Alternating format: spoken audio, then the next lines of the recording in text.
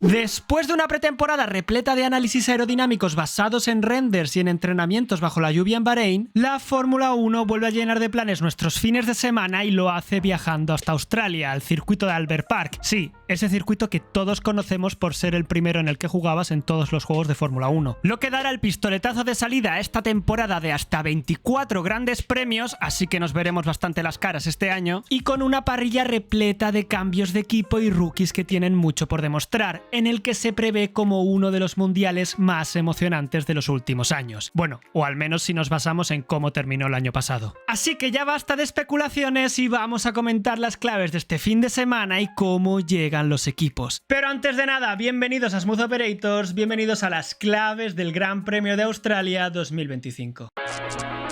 Cuando hablamos de abrir mundiales de Fórmula 1 es imposible no pensar en el Gran Premio de Australia. Es el Gran Premio que tiene el récord siendo más veces el Gran Premio inaugural y además inaugura el mundial con la que es una de las salidas más accidentadas del calendario. Y si no, atentos al reporte de daños. De hecho, muchos recordaréis la resalida de 2023 que terminó con el toque de dos de los mejores compañeros de equipo de la parrilla. Por aquí dejamos los horarios. Pocas cosas hay más históricas que madrugar para ver el Gran Premio de Australia si estáis en España. Mientras que en Latinoamérica el horario es bastante más cómodo y no tendréis que hacer malabares con las horas de sueño para seguir todas las sesiones. Gran Premio en formato tradicional con 3 sesiones de libres en seco que pueden no servir de mucho si los pronósticos se cumplen, ya que todo apunta a que habrá lluvia en carrera. Lo que nos deja con 2 escenarios posibles. O no se corre por las dificultades de visibilidad o tendremos un carrerón como los que tuvimos el año pasado en Canadá, Gran Bretaña o Brasil. Así que, dedos cruzados. El Parque de Alberto es un circuito semiurbano de esos que cualquier error te puede llevar al muro, abierto al tráfico habitual durante el año, por lo que es de esas pistas que van mejorando mucho a lo largo del fin de semana, ya que el asfalto se va engomando con el paso de las sesiones. Esto hace unos años provocaba que aquí los equipos buscasen configuraciones con más carga aerodinámica para compensar esa falta de agarre, pero con las modificaciones de los últimos años, en la que lo más destacable es que se quitó la zona de la curva 9-10, sí, esa curva que todos hemos hecho alguna vez atajando por los conos, el circuito ha pasado a ser mucho más rápido y los equipos suelen buscar niveles de carga aerodinámica media para aprovechar más la velocidad en recta en sus 4 zonas de DRS. Porque sí, quieren ir rápido, pero no pueden ir muy descargados, ya que necesitan carga aerodinámica suficiente para no sufrir en la zona lenta del tercer sector y sobre todo en las enlazadas de lo que ahora son la 9 y la 10. Estas 2 curvas rapidísimas que acaban siendo la prueba del algodón para ver qué equipo sufre de inestabilidad en la parte de atrás en curva rápida. Por ejemplo, el año pasado ya vimos a Mercedes con problemas aquí. Unos problemas que luego se fueron manifestando en otros circuitos. A diferencia del circuito de Bahrein, donde se corrieron los test de pretemporada, Albert Park es un circuito menos exigente en cuanto a frenadas y tracción, aunque precisamente Verstappen abandonó aquí por un problema de frenos el año pasado, con las 2 frenadas más fuertes al final de las zonas de DRS, lo que las convierte también en los 2 puntos más claros de adelantamiento del circuito. Pero adelantar aquí no es nada fácil y el año pasado fue prueba de ello, ya que solo tuvimos 24 adelantamientos en pista. No solo es porque los coches de los últimos años sean mastodónticos, sino porque con tanta zona de DRS lo que suele encontrarse son bastantes trenecitos de DRS, con coches que no acaban de acercarse lo suficiente para adelantar. Y es aquí donde entra en juego una de las curvas más importantes del circuito a la hora de adelantar, la curva 6. La curva donde el año pasado Russell se salió por la perturbación del aire que causó Alonso. La salida en esta curva es determinante a la hora de encarar la larga zona de DRS del segundo sector. Precisamente por todos los accidentes que hubo el año pasado se ha modificado la escapatoria en esta curva, ampliando la línea de barreras Tech Pro para evitar que si un monoplaza se sale, este no sea devuelto a la pista por las barreras como ya pasó con Albon o Russell el año pasado. Albert Park es lo que se llama un circuito de limitación delantera, es decir, el desgaste de los neumáticos delanteros marcarán las paradas en boxes, y no es nada raro que haya problemas de graining. Ya sabéis, esa acumulación de virutas de goma que se produce por el sobrecalentamiento de la superficie del neumático. Además, Pirelli vuelve a traer como el año pasado sus neumáticos más blandos, lo cual hizo cambiar las estrategias de los equipos en comparación a 2023 y probablemente podamos ver estrategias a 2 paradas si la carrera fuese en seco. Pero si la carrera es en lluvia, puede invalidar todo esto y que veamos un cambio radical en el rendimiento de los monoplazas entre el sábado y la carrera de 58 vueltas del domingo. Porque una de las claves del fin de semana se será ver qué equipos buscan una configuración para potenciar el rendimiento del coche en seco en la clasificación del sábado y qué equipos buscarán directamente algo más apto para una carrera en lluvia el domingo. Y llegados a este punto, vamos al momento más esperado del vídeo, dando una vuelta al trazado con uno de nuestros pilotos. Y como siempre, si habéis cometido el error de quedaros hasta aquí, podéis suscribiros y darle me gusta y todo eso que se dice, así que siendo que estamos en Australia, vamos a utilizar al piloto de casa, vamos a escoger a...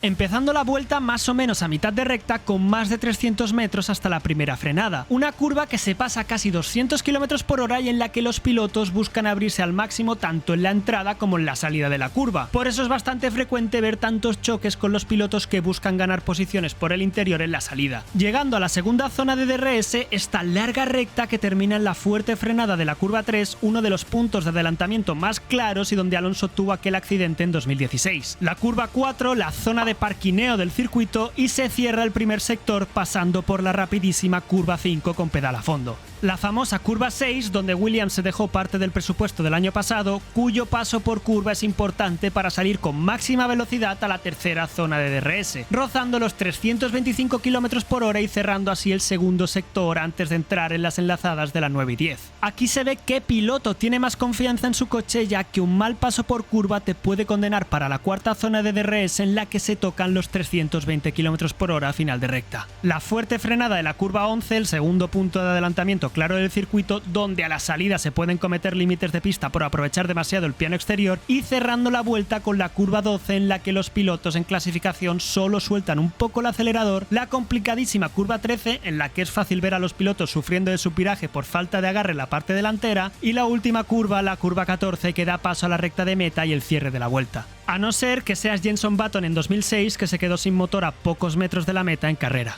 Y una vez repasadas las claves del trazado, toca hablar de los equipos.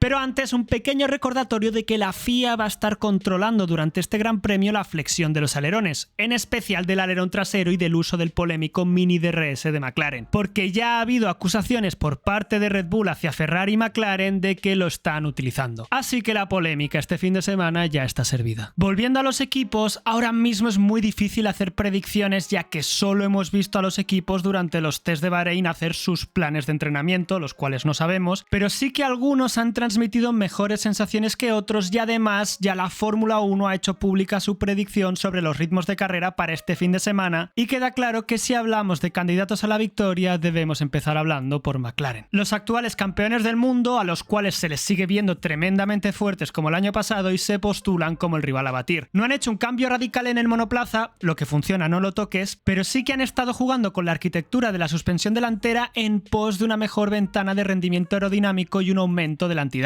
En el día de hoy ya se han podido ver cosas interesantes del monoplaza que han traído aquí a Melbourne,